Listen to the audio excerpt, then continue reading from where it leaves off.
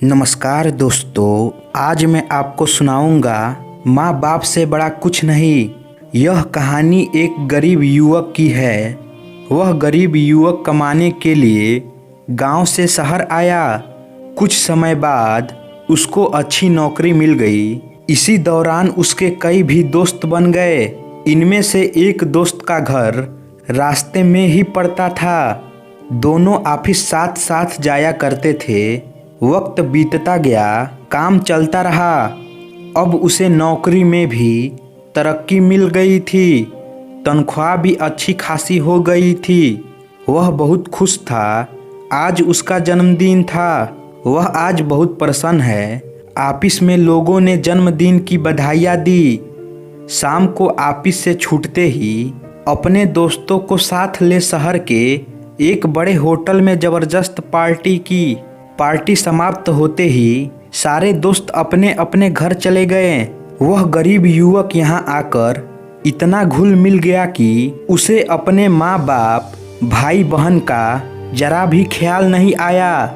गांव में माँ बाप ने अपने बेटे के लिए मंदिर जाकर पूजा की। ईश्वर से अपने बेटे की लंबी उम्र की कामना की। उसके घर वाले वहाँ उस पर आस लगाए बैठे थे कि शहर से उनका बेटा आएगा तो सब मुश्किल हल हो जाएगी। लेकिन वह सब भूल गया था। उसे दोस्तों के साथ घूमना, पार्टी करना, फ़ोन पर बातें करना, यह करने के लिए उसे समय था। लेकिन अपने घर वालों की ओर कभी ध्यान ज्ञान ही नहीं गया। पैसों से घर खरीदा, कार खरीदी। एक बार भी अपने घर वालों को बुलाना उसने ज़रूरी नहीं समझा। ऐशो आराम की सारी चीज़ें खरीदी, सब कुछ पा लिया।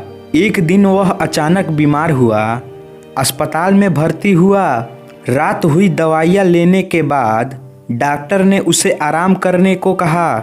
जब वह सोया तो गहरी नींद में चिल्लाने लगा, माँ बाबा, माँ बाबा, माँ बाबा। रात भर यही चलता रहा। डॉक्टर ने दवाइयाँ दी लेकिन असर नहीं हो रहा था।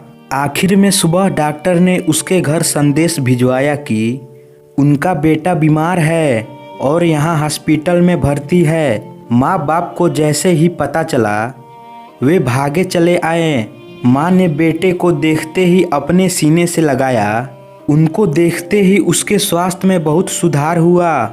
डॉक्टर ने उसे उसी दिन अस्पताल से घर भेज दिया। मानो माँ बाप उसके लिए दवाइयाँ बनकर आए थे। उसने पैसों से दुनिया की सारी चीज़ें खरीदी। पैसों से दोस्त, डॉक्टर, नर्स, दवाइयाँ, सब कुछ उसने पा लिया। सब कुछ मिला लेकिन माँ बाप नहीं। पैसा अच्छा जीवन जीने के लिए आवश्यक है, लेकिन माँ बाप या अन्य कोई रिश्ता भी बहुत ज़रूरी होती है। कमाने के पीछे रिश्तों को गंवाना बेवकूफ़ी है। तो दोस्तों, आशा करता हूँ यह कहानी आपको अच्छी लगी होगी। तो इसे लाइक करें और हमारे चैनल को सब्सक्राइब करें। धन्यवाद।